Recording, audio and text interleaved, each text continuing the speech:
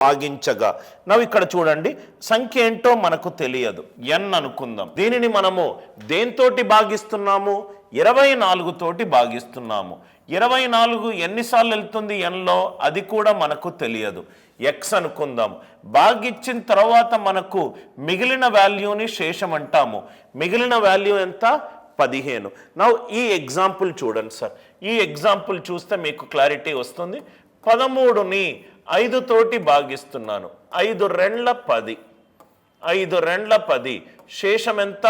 3 13ను నేను ఇలా రాసుకోవచ్చు కదా 5 ఇంటూ 2 ప్లస్ 3గా రాసుకోవచ్చు కదా 5 2 సార్లు వెళ్తుంది 13లో మిగిలిన వాల్యూ ఎంత 3 సో ఇక్కడ 13 అనేది 5 2s are 10 plus 3 same example ఇక్కడ n అనేది 24 into x plus 15 n value ఏంటి సార్ 24x ప్లస్ 15 క్వశ్చన్ని కంటిన్యూ చేద్దాం ఇది n వాల్యూ ఈ నంబర్ని దేంతోటి భాగాహరిస్తున్నాను 12 తోటి భాగాహరిస్తున్నాను వచ్చే శేషం ఎంత 24x ప్లస్ 15 దీనిని 12 తోటి భాగిస్తే నాకు వచ్చే శేషం ఎంత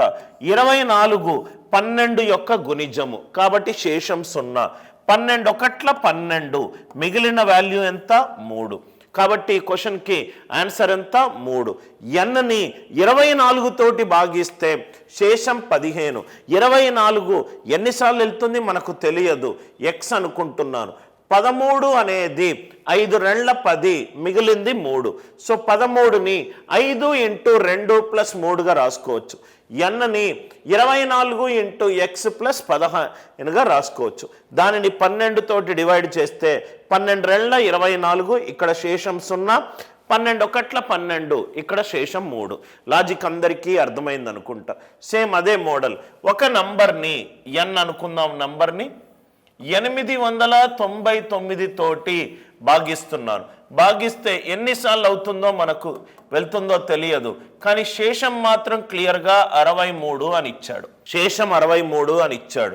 n ఏమవుతుంది సార్ 899 యొక్క గుణిజము మిగిలిన వాల్యూ 63 సో n ఈజ్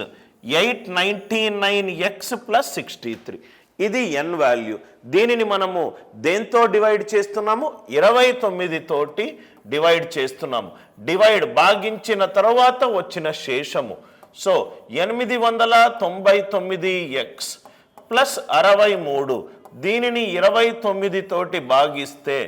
ఏమవుతుందో చూద్దాం 29 మూళ్ళ